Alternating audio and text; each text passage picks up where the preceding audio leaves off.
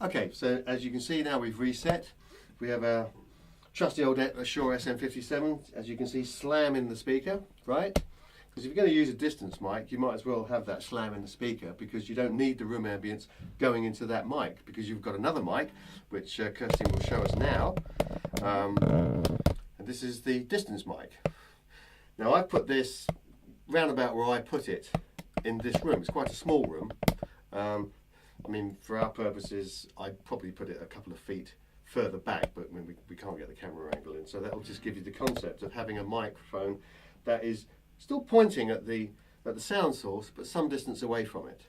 Now, if you want to do this, and this can be great, it's great on solos, guitar solos. It works brilliantly on guitar solos and stuff like that. Or guitars, if it's just the backing guitar, but there's only one of them, and you need a bit more space on it without adding artificial reverb, which you can do as well. If you have the track space, and most people do have the track space now, you can put them on obviously put them on separate tracks. I wouldn't mix them together. You can mix them together, but you know, if you have them on separate tracks, it just gives you the option when you're mixing later to make sure that you have the right you have the right combination of the two tracks. And you can do all sorts of great things with it. You can put reverb on the ambient mic and not on the close mic, and all sorts of fun you can have with it. It just gives you more flexibility.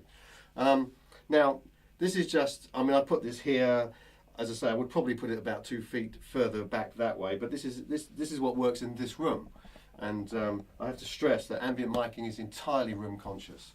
So you may find that you could literally put it there, you know, right in front of the amplifier, about 3 or 4 foot back, and that would do it. Or you can put it way further back into the room, and you get a really nice long distance effect.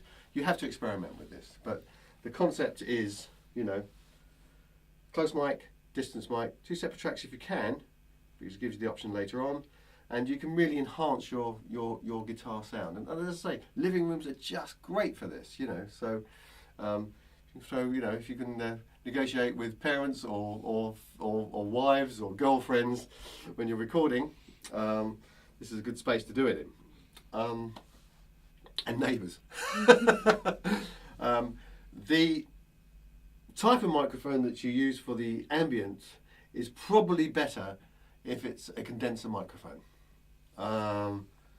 Condenser microphones have more what we call gain on them. That means they're just generally louder. They have more range on them, which means they pick up more of the general area, which obviously when you're ambient mic and you want to pick that up.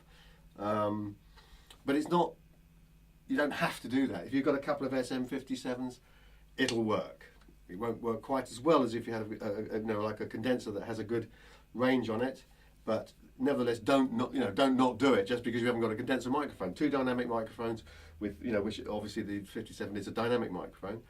Two dynamic microphones will work, you know, and just experiment and see what you can do with it. Okay.